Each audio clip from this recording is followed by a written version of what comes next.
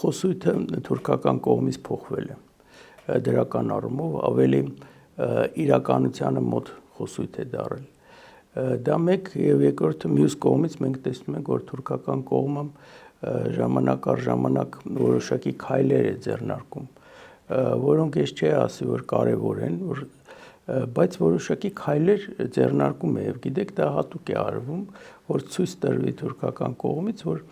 նա շարունակում է իր այն հիմնական ռազմավարական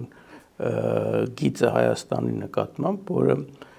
հետեւյալն է որ Հայաստանի հետ վաղ թե ուշ պետք է հաստատվեն նորմալ դիվանագիտական հարաբերություններ այսինքն նա այդ փոքր քայլերին գնալով ցույց է տալիս որ ինքը հավատարիմ է իր այդ որոշմանը ես համոզված եմ որ որոշումը սկզբունքորեն Թուրքիայում ընդունված է մասնավորապես երբ ծանոթանում ես Էրդողանի հայտարարություններին ակնհայտ է դառնում որ այո որոշումը ընդունված է բայց պահը չի ընտրված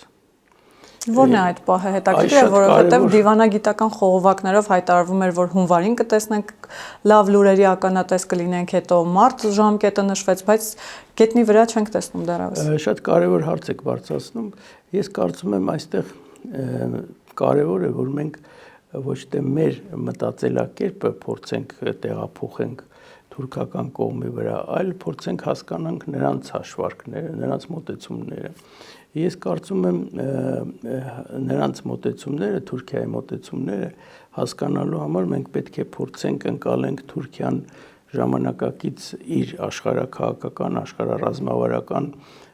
ձգտումներով հանդերձ Այսինքն շատ ավելի լայն կոնտեքստում Շատ ավելի լայն կոնտեքստում այո